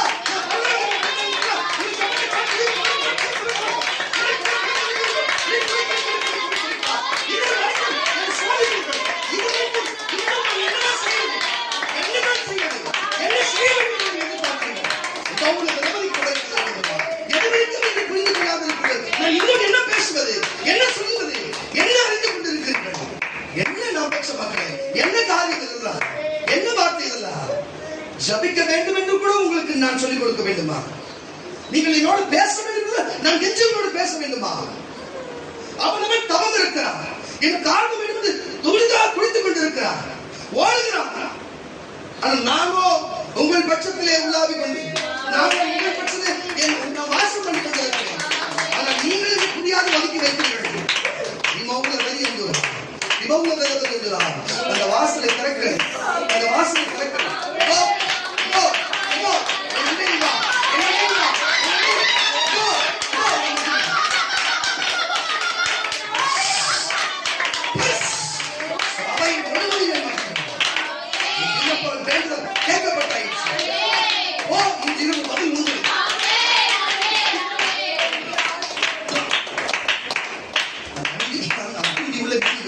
இப்படிப்பட்ட காரியத்தை செய்யும் பொழுது நம் தேவன் அதை செய்ய மாட்டாரா?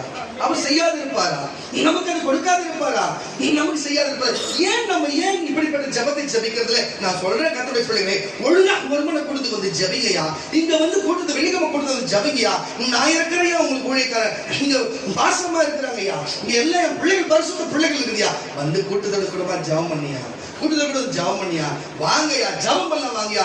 கால சமீபத்திற்குதியா ஒரு பக்கம் இந்த அரசியல் அமைப்பே நமக்கு சிறுபான்மையினருக்கு ஒடுக்கப்பட்ட காரியம் மாறி போச்சியா. இனி காலம் பழைய மாதிரி இல்லையா, போன ஆட்சி மாதிரி இருக்காதியா. இது நம்மளுக்கு நெருக்குவாங்க, நம்ம வெளியே தலை காட்ட முடியாது, விலைவாசி ஏறி போகும், எல்லாமே நமக்கு ஒரு இக்கட்டான சூழ்நிலை தான் இருக்கும், கண்ணீரா இருக்கையா.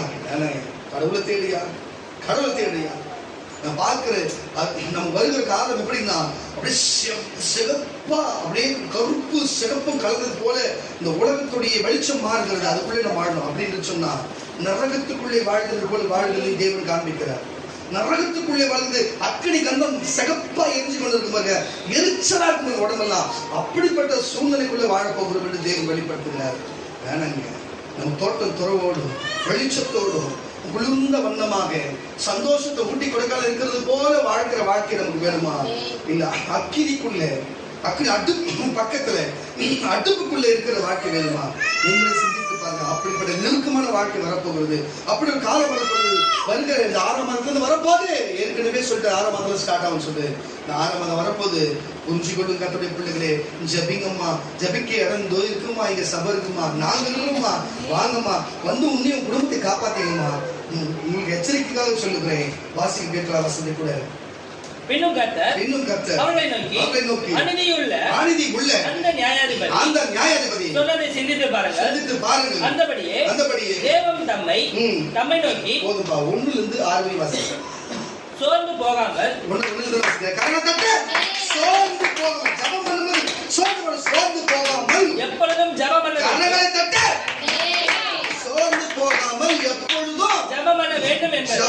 வேண்டும் என்று என்பதை குறித்து அவர்களுக்கு உவமையை சொன்னார். ஒரு கதையை சொல்லுகிறார். ஒரு பட்டணத்தில் ஒரு நியாயாதிபதி இருந்தார். அவன் தேவனுக்கு பயப்படாதவனோ மனுஷனுக்கு மதிக்காதவனுமா இருந்தா அந்த பட்டணத்திலே ஒரு விதவையும் இருந்தா அவரிடத்தில் போய் எனக்கும் எதிராளியா இருக்கிற காரியத்தில் எனக்கு நியாயம் செய்ய வேண்டும் என்று விண்ணப்பத்தை கொடுத்தா வெகு நாள் வரைக்கும் அவனுக்கு மனதில்லாமல் இருந்தது. பின்பு அவன் நான் தேவனுக்கு பயப்படாமலும் மதியாமலும் இருந்து இந்த விதவை என்னை எப்பொழுதும் தொந்தரவு செய்கிறபடியா தினமும் வந்து நீதிபதியே பாருங்க, நீதிபதியே தினமும் தொந்தரவு செய்கிறபடினாலே இவள் அடிக்கடிக்கு வந்து அலட்டாதபடிக்கு இவளுக்கு நியாயம் செய்ய வேண்டும் என்று தனக்குள்ளே சொல்லிக் கொண்டார் என்றார். அநீதி உள்ளவனுக்கு அப்படி தோணும் என்று சொன்னார். எங்க பரிசுத்தம் உண்மையுள்ள தெய்வத்துக்கு நீங்க ஜெபம் பண்ணா தோணாதா? கண்டிப்பா தோணும். அதுதான் சொல்லுங்க. பின்னும் கர்த்தர் அவர்களை நோக்கி அநீதி உள்ள அந்த நியாயாதிபதி சொன்னதை சிந்தித்து பாருங்கள். அந்தபடியே தேவன் நம்மை நோக்கி இரவும் பகலும் கூப்பிடுகிறவர்களாகிய அதிகாலை ஜெபித்தேன், இரவு ஜெபித்தேன், மாலை வேலை ஜெபித்தேன், நான் தேவனை பார்க்க நினைச்சேன். அவரே காமிச்சல. அப்புறம் என்னங்க பணமாவது பொருளாது வரமாவது வல்லமையாவது அவரே பார்த்துக்கப்புறம் அவர் பார்த்துட்டாலே முடிச்சு போச்சு. எவன் அவரை பார்க்கிறானோ அவன் தீர்க்கதரிசிங்க. அதான் தீர்க்கதரிசிங்க அவர் பார்க்காம சொல்ல முடியாது, அவர் உணராம சொல்ல முடியாது. கர்த்தர் அவரை காண செய்தார். வாசிக்கு கட்டு அவிட்டது இரவும் பகலும் கூப்பிடுவர்களாகிய தம்மால் தெரிந்து கொள்ளப்பட்டவர்கள் விஷயத்தில் பொறுமை உள்ளவராய் இருந்து அவர்களுக்கு நியாயம் செய்யாதிருப்பாரோ சீக்கிரத்தில் அவர்களுக்கு நியாயம் செய்வார் என்று உங்களுக்கு சொல்லுகிறேன். ஆகிலும் மனுஷகுமாரன் வரும்பொழுது பூமியிலே விசுவாசத்தை காண்பாரோ என்றார். அன்றையும் தங்களை நீதிமான்கள் என்று நம்பி மற்றவர்களை அற்பமாய் எண்ணின சிலரை குறித்து போதும் கரங்களை தட்டி கர்த்தர் நாமத்தை மகிமைப்படுத்துவோம். அப்போ இப்படிப்பட்ட இருக்கிற மனது எண்ணங்கள் உள்ளவர்களுக்கே தேவன் செய்யும் பொழுது அவர் நீதி உள்ள நியாயாதிபதி ஆயிடுச்சு. உனக்கு நன்மை செய்வாரா செய்ய மாட்டாரா? அவர் செய்வார். அவர் நல்லவர். அவர் நமக்கு செய்ய வல்லவரா இருக்கிறார். அவர் நமக்கு செய்வார். கரங்களை தட்டி கர்த்தர் நாமத்தை மகிமைப்படுத்துவோம். அது மட்டும் இல்ல. மத்தேயு சுவிசேஷ புஸ்தகம் 26ஆம் அதிகாரம் 41ஆம் வசனம். மத்தேயு சுவிசேஷ புஸ்தகம் 26ஆம் அதிகாரம் 41ஆம் வசனம் வாசிக்க கேட்கலாம். நீங்கள் சோதனைக்கு உட்படாதபடிக்கு அவ்வளவுதான். அப்போ கரங்களை தட்டி சொல்லுவாங்க. அப்போ பாருங்க, ஜெபிக்கிற பாயிண்ட் எடுத்து யாரும் எழுதுறியா? ஃபர்ஸ்ட் என்ன பாயிண்ட்? இடைவிடாமல் ஜெபம் பண்ணணும். ரெண்டாவது பாயிண்ட் விழித்தது. மூணாவது பாயிண்ட் கருத்தா ஜெபம் பண்ணணும். இப்போ விசுவாசமா ஜெபம் பண்ணணும். இப்போ 5 பாயிண்டா 8 பாயிண்ட் வரும் நீங்க பாரு. இப்போ சோர்ந்து போகும்போது அப்ப அந்த பாயிண்ட் போட்டுருமா? இப்போ இது வந்து சோதனை. சோர்ந்து போகாமல் இருக்கு. உடல் ரீதியான சோதனை, சோர்ந்து போவது அது வேற. இப்போ சோதனை பிரச்சனை. புரியுதா? நமக்குதான் சும்மா அல்வா சாப்பிடாம இது பிரச்சனை. பாப்பா சேருது ஒண்ணு போனா ஒண்ணு. அப்ப சோர்ந்து போகாமல் உடல் ரீதியாகவும் மன ரீதியாகவும் சோர்ந்து போகாமல் இருப்பதுக்கு நீங்க சோர்ந்து போகாமல் ஜெபிக்க வேண்டும். இப்ப சோதனைக்கு உட்படாதபடிக்கு இயேசுவை சிலுவையில் அறையும்படிக்கு வந்தது அது சோதனை. சீஷர்களும் போயிட்டு அவர்களை பிடிக்க வேண்டும் என்று அவரை ஓடி வரும்போது அவங்க தப்பித்து போனது ஒரு சோதனை. அப்ப இது மாதிரி நம்ம சிறைக்கு தள்ளுவதும் பிரச்சனையில மாட்டி விடுவதும் நமக்கு நம்ம மன கஷ்டத்தை கொடுப்பதும் இப்படிப்பட்ட காரியம் நடப்பதெல்லாம் நமக்கு சோதனை. அப்ப நம்மளால செய்ய முடியாத காரியத்தை செய்ய மீறின அளவுக்கு வருகிற பிரச்சனை எல்லாம் நமக்கு என்னவா இருக்குது? சோதனையா இருக்கிறது. அப்ப சோதனை தப்பிக்கணும்னா நமக்கு நட்பு தேவையில்லை. சோதனை தப்பிக்கணும்னா நமக்கு அரசியல்வாதி தேவையில்லை. சோதனை தப்பிக்கணும்னா நமக்கு ரவுடி தேவையில்லை. சோதனை தப்பிக்கணும்னா நமக்கு போலீஸ்காரங்க தேவையில்லை. இதெல்லாம் சோதனை தப்பிக்க இந்த உலகம் வச்சிருக்கிற ஒரு நடைமுறை. ஆனா கிறிஸ்தவனாகிய உனக்கும் எனக்கும் அப்படி அல்ல. இயேசு ஒருவரே போதும். அந்த ஒருவர்கிட்ட எப்படி போனோம்? சோர்ந்து போகாமல் சோதனைக்கு உட்படாதபடி என்ன பண்ணணும்? ஒண்ணு இல்ல, விழித்திருந்து ஜெபிக்கணும். என்ன பண்ணணும்? விழித்திருந்து ஜெபம் பண்ணா சோதனைக்கு உட்படாதபடி இருக்கும். அது கூட 1 மணி நேரமாச்சு பண்ணா. ஒரு நாளைக்கு நான் காலையில சாயந்தரம் பண்ண சொன்னேன், அது கூட வேணாம், 1 மணி நேரம் பண்ணா. விழித்திருந்து 1 மணி நேரம் நீ பண்ணினா நீ சோதனைக்கு உட்படாதபடிக்கு, அப்படி சோதனைக்கு உட்படாததான் தேவன் வெளிப்படுத்துவார். வாசிக்க என்ன சொல்றாரு பார்க்கலாம். நீங்கள் சோதனைக்கு உட்படாதபடி, தங்களுடைய சீஷர் இத்தனைக்கும் வெளியால் யாருமே தங்களுடைய சீஷர்களை பார்த்து சொல்லுகிறார், நீங்கள் சோதனைக்கு உட்படாதபடிக்கு விழித்திருந்து ஜெபம் பண்ணுங்கள். நீங்கள் விழித்திருந்து ஜெபம் பண்ணுங்கள். ஆவி உற்சாகம் உள்ளதுதான், மாம்சமோ பலவீனம் உள்ளது என்றார். அவர் மறுபடியும் இரண்டாம் தரம் போய் என் பிதாவே இந்த பாத்திரத்தில் பானம் பண்ணினால் ஒழிய இது என்னை விட்டு நீங்க கூடாதாகி உம்முடைய சித்தத்தின்படி அது கடவுள் என்றார். ஜெபம் பண்ணினார். அவர் திரும்ப வந்தபோது அவர்கள் எல்லோரும் நித்திரை பண்ணுகிறதை மறுபடியும் அவர்கள் தூங்கிக் கொண்டிருக்கிறது என்ன? அவர்களுடைய கண்கள் மிகுந்த நித்திரை மயக்கம் அடைந்திருந்தது, தூக்க கலக்கமாக இருந்தது. அவர் மறுபடியும் அவர்களை விட்டு போய் மூன்றாம் தரமும் அந்த வார்த்தைகளையே சொல்லி ஜெபம் பண்ணினார். பின்பு அவர் தம்முடைய வந்து இனி நித்திரை பண்ணி இளைப்பாருங்கள். இதோ மனுஷகுமாரன் பாவிகளுடைய கையிலே ஒப்பு கொடுக்கப்படுகிற வேலை வந்தது. என்னை காட்டிக் கொடுக்கிறவன் இதோ வந்து இயேசுவுக்கே சோதனை வருவதற்கு முன்பு அவர் ஜெபித்தாரு. ஆனாலும் சிறையிலே கொண்டு போக வேண்டும் என்று, அவர் பிடிக்க வேண்டும், சிலுவையில் அறைய வேண்டும் என்று ஒப்பு கொடுக்கப்பட்டது. அவருக்கே அந்த நிலைமை சொன்னா, அப்போ அவரே சொல்றாரு, அவர் சூழ்நிலையை பார்த்துட்டு, சோதனைக்கு உட்படாதபடிக்கு 1 மணி நேரமாக ஜெபிகள், விழித்திருந்து ஜெபிகள் என்று சொல்லி. இங்க ஏன் உனக்கு பிரச்சனை இல்லை? ஏன் உனக்கு சண்டை சச்சு இல்லை? ஏன் உனக்கு வருத்தம் இல்லை? ஏன் உனக்கு மனக்குழப்பம் இல்லை? ஏன் எல்லாம் வருது? ஏன்னா ஒரு நாள் கூட சோதனை தாங்க வேண்டும். ஒரு நாளாச்சு 1 மணி நேரம் ஜெபம் பண்ணியா, உன் குடும்பம் காக்கப்படுங்க, சபை காக்கப்படுங்க, நீ காக்கப்படுவிய. 1 மணி நேரம் பண்ணியா, நீங்களாச்சும் பண்ணுங்க. ஜபம் அவசியமாக தான் தேவன் ஜபத்தை குறித்து நமக்கு பேசுகிறார். ஜபத்தை குறித்து பேசுகிறார். வாசிக்கிறீர்கள், அதே மத்தேயு சுவிசேஷ புஸ்தகம் 17ஆம் அதிகாரம் 21ஆம் வசனம். மத்தேயு சுவிசேஷ புஸ்தகம் 17ஆம் அதிகாரம் 21ஆம் வசனம் வாசிக்கிறீர்களா? இந்த ஜாதி பிசாசு பாருங்க, புரிஞ்சா? அப்போ காசு ஓட்டினாலும் சரி, நோயை சுகப்படுத்தினாலும் சரி, ஒரு படத்தை ஆசீர்வாதத்துக்கு நம்ம ஜபிச்சாலும் சரி, ஒரு இயற்கை மழை தண்ணிக்கு ஜபித்தாலும் சரி, நமக்கு தேவைப்பட்டாலும் சரி, எல்லாத்துக்கும் ஒரே தேவை. எல்லாத்துக்கும் பல தேவைகள் இருக்கலாம். ஆனா ஒரே ஒரு ஃபார்முலா வாங்குறது இப்போ ஒண்ணும் கிடையாது. ஒரு மளிகை கடைக்கு போறோம், புரியுதுங்களா?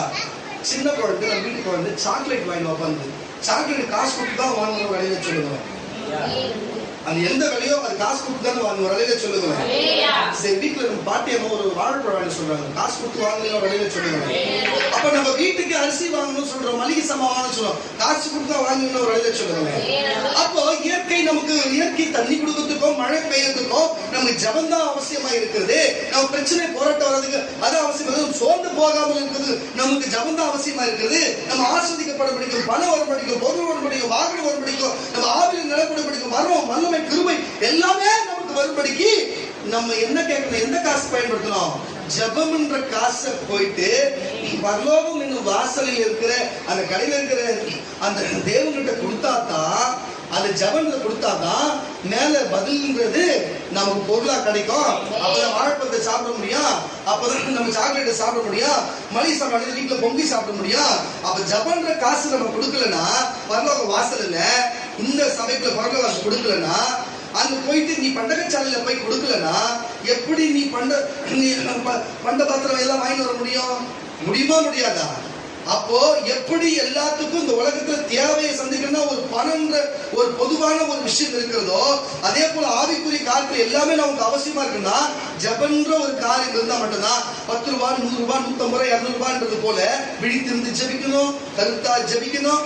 அப்போ கூட கீழே வச்சாலும் கை ஜபிக்கணும், சோதனை ஜபிக்கணும், விசுவாசத்தை ஜபிக்கணும். எல்லாம் 100 ரூபாய், 200 ரூபாய் காசை போல, பணத்தை போல ஆகும்போது இதுல ஏதாவது ஒரு பணத்தை கொடுத்தாதான் நமக்கு பொருள் கிடைக்கும். அதே மாதிரி ஜபத்தை கொடுத்தா மட்டும்தான் நமக்கு பொருள் கிடைக்கும். இதெல்லாம் பரலோகத்திலே கேட்டு பெற்றுக் கொள்ளுகிறதா இன்னைக்கு பூமியில பிசாசு அவனை காசு கொடுத்து கேட்டு பெற்றுக் கொள்ளுகிறதா இன்னைக்கு மாத்தி வச்சிருக்கான். அந்த நாட்கள்ல எல்லாமே தேவனை கேட்டு பெற்றுக்கொள்வோம். இந்த திசைக்கு போய் இங்க பழம் இருக்கும், திசைக்கு போய் இங்க ஆடு மாடு இருக்கும், இப்படி போன்னு சொல்லி தேவனை கேட்டு கேட்டு வாழ்ந்த காலங்கள் மாதிரி இப்ப காசுன்னு ஒண்ணு கண்டுபிடிச்சுக்கிட்டு இன்னைக்கு பிசாசு காசு வைத்திருக்கிறான், அவனை போய் கேட்டு கேட்டு நம்ம வாங்குற அளவுக்கு இன்னைக்கு சூழ்நிலை வந்திருக்கிறது. அப்பெல்லாம் பலிகளை செலுத்தி கேட்பாங்க, புரியுதா? ஆடு மாடுகளை பலி செலுத்தி கேட்பாங்க, பழவகைகளை பலி செலுத்தி கேட்பாங்க, தானியங்களை பலி செலுத்தி கேட்பாங்க, தேவனை கேட்பாங்க. இது கொடுத்தா அதிகமா தேவன் கொடுப்பாருன்னு சொல்லி. ஆனா இப்போ எப்படிப்பட்ட சூழ்நிலை இருக்கிறது என்று பாருங்களை கர்த்தருடைய பிள்ளைகளே.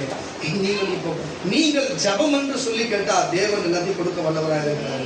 அவரே சில பார்மாவும் சொல்றாரு, நச்சரித்து கேட்கிற அநீதி உள்ள நீதிமானே ஒரு நிறைவேற கேட்கும் போதே அவன் கொடுக்க மனதுள்ளவனா இருக்கும் போது, நான் நீதி உள்ள நியாயாதிபதியாச்சே, நான் என் பிள்ளையாச்சு, நீங்களா உனக்கு நான் கொடுக்காத எங்க போறோம், நான் சீக்கிரமா கொடுப்பேனே, இப்படியாச்சும் கேட்டு வாங்கிக்கடா, ஜெபம் பண்ண கிடைக்காது போவாத, எல்லாமே கிடைக்கும், ஜெபங்களே எல்லாமே இருக்கு. காசு கூட ஒரு குறிப்பிட்ட காலத்துல 1000 ரூபாய் செல்லாது, 2000 ரூபாய் செல்லாதுன்னுவா. ஆனா கிறிஸ்தவத்துல ஜெபம் மட்டும் எப்பவுமே சொல்லுங்க, எப்பவுமே சொல்லும். அது மட்டும் மனசுல வச்சுங்க, ஜெபம் மட்டும் கரெக்டா கேட்டா பதில் கிடைக்கும். கரம் தட்டி கர்த்தர் நாமத்தை மகிமைப்படுத்துவாங்க.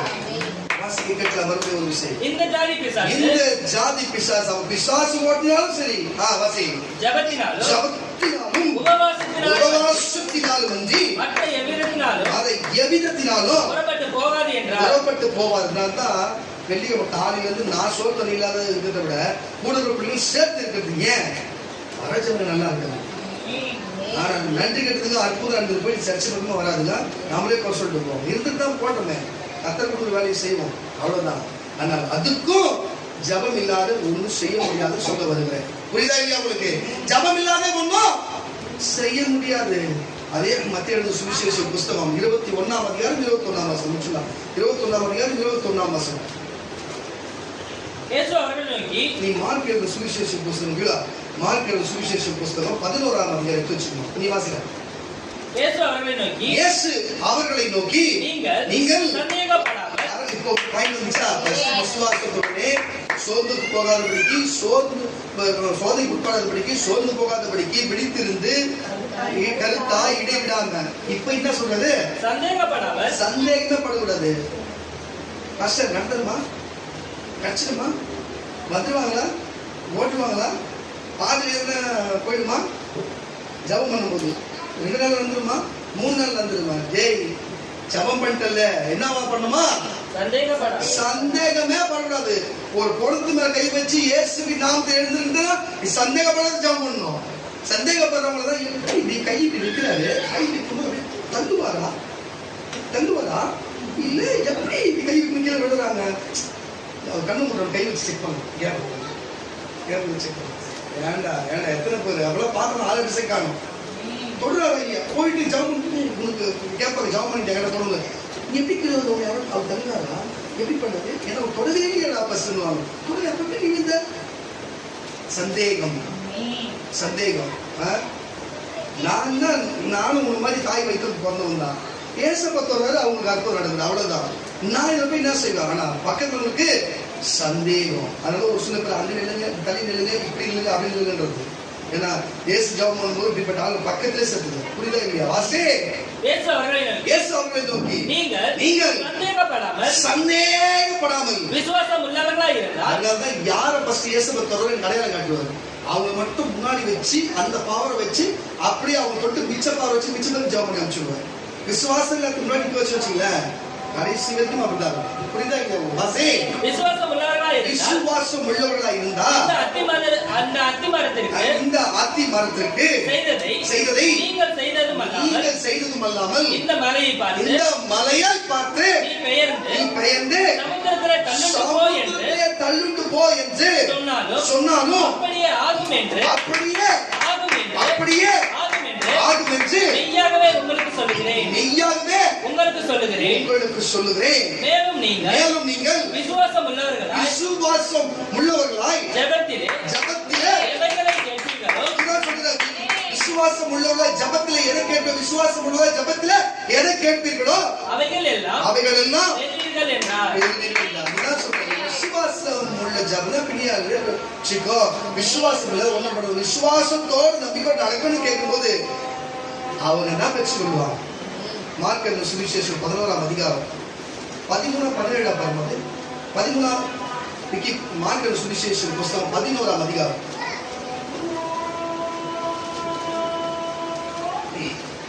17ஆம் வசனம் பாரு. 11 வரையும் வருது கேட்டா. மார்க் சுவிசேஷம் புஸ்தகம் 11. என்னுடைய வீடு ஆ எல்லா ஜனங்களுக்கும் ஜெபம். இல்ல நீ வாசி. 24 24 24 இருந்து 26 வரை நான் கரெக்ட் வாசி. ஆதலால் நீங்கள் நின்று ஜெபம் பண்ணும்போது ஜெபம் பண்ணும்போது மார்க் சுவிசேஷ புஸ்தகம் 11ஆம் அதிகாரம் 24 இருந்து 26 வரை. வாசி. முச்சு நாம இந்த வசனம் வாசி கேட்டலாம். ஆதலால் கேட்டு கொண்டிருக்கிற கர்த்தருடைய பிள்ளைகளே, இவ்வளவு நேரம் அம்மா எத்தனை பாயிண்ட் கேட்ட சொல்லு பாப்போம். சொல்லு. வாசி ஒண்ணுனா சொல்லு. இடைவிடாமல் ஜெபம் நல்ல கேட்டு இடைவிடாமல் ஒரு பாயிண்ட் இடைவிடாமல் ஜெபம் பண்ணுங்க. பண்ணுங்க. விழித்திருந்து ஜெபம் பண்ணுங்க. கருத்தா ஜெபம் பண்ணுங்க. விசுவாசமா ஜெபம் பண்ணுங்க. என்னமா ஊக்கமான ஜெபமா? ஊக்கமான ஜெபம். சோர்ந்து போகாமல் ஜெபம் பண்ணுங்க. சோதனைக்கு உட்படாத ஜெபம் பண்ணுங்க. விசுவாசத்தை ஜெபம் பண்ணுங்க. சந்தேகப்படாமல் ஜெபம் பண்ணுங்க. ஹalleluya. கடைசியா இருந்தது அதே தான் பார்க்க வாசிக்க கேட்கலாம். எவனாகிலும் இந்த மலையை பார்த்து எந்த மலையை கரங்களை தட்ட ஒரே வருதுன்னா ஒரே சம்பவத்தை சொல்லுதுன்னா அப்ப இங்க விசுவாசம் சந்தேகப்படுறவங்க இருக்கிறீங்க. நீங்க சந்தேகப்படாதீங்க. பணம் வரணும்னா வரும், உயிர் வரணும் வரும், காப்பாற்றப்படும், வீடு வரணும் வரும்னா வரும். அவ்வளவுதான். எவனாகிலும் இந்த மலையை பார்த்து நீ பெயர்ந்து சமுத்திரத்திலே தள்ளுண்டு போ என்று சொல்லி சொன்னபடியே நடக்கும் என்று தன் இருதயத்திலே சந்தேகப்படாமல் விசுவாசித்தார். அவர் சொன்னபடியே ஆகும் என்று மெய்யாக உங்களுக்கு சொல்லுகிறேன். ஆதலால் நீங்கள் நின்று ஜெபம் பண்ணும்போது இன்றைக்கு நீங்கள் ஜெபம் பண்ணும்போது எவைகளை கேட்டுக்கொள்வீர்களோ அவர்களை பெற்றுக்கொள்வோம் என்று விசுவாசியுங்கள். அப்பொழுது உங்களுக்கு உண்டாகும் என்று சொல்லுகிறேன். நீங்கள் ஜெபம் பண்ணும்போது ஒருவன் பேரில் உங்களுக்கு யாதொரு குறை உண்டாயிருந்தால் ஜெபம் பண்ணும்போது அவன் நம்ம சொல்ல பண்ணி குறையதா ஒருவன் பேர் குறை உண்டானா பரலோகத்தில் இருக்கிற உங்கள் பிதா உங்கள் தப்பிதங்களை உங்களுடைய தப்பிதங்களை மன்னிக்கும்படி உங்களுக்கு அவர் எப்படி மன்னிக்கிறது போல அந்த குறையை அவனுக்கும் மன்னிச்சுட்டு நீங்கள் மன்னியாது இருப்பீங்கன்னா பரலோகத்தில் இருக்கிற உங்கள் பிதாவும் உங்கள் தப்பிதங்களை மன்னியாது இருப்பார் என்றார். பாருங்க, அதனாலதான் பாவ மன்னிப்பு கேட்டுட்டு அதனால உங்களை பரிசுத்தம் பண்ணிட்டு ஆவில நிரம்ப வச்சுட்டு வெள்ளிக்கிழமையில அப்படி கொண்டு வந்துட்டு அதுக்கப்புறம் தான் நாங்க ஜபமே கொடுப்போம். ஏன்னா ஆவில நீங்க நிரப்பிட்டாலும் பரிசுத்தம் ஆயிடுறீங்க.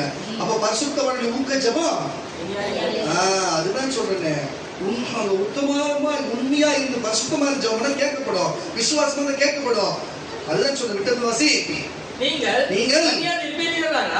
பரலோகத்தில் இருக்கிற உங்கள் பிதாவும் உங்கள் தப்பிதங்களை மன்னியாது இருப்பார் என்றார். அவர் மறுபடியும் எருசலேமுக்கு வந்தார். அவர் தேவாலயத்தை போதும் கரம் தட்டி கர்த்தர் நாமத்தை மேம்படுத்துமாக.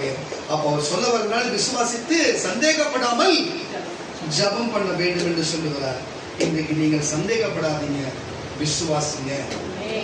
சோர்ந்து போகாம நீங்க பலனா இருங்க.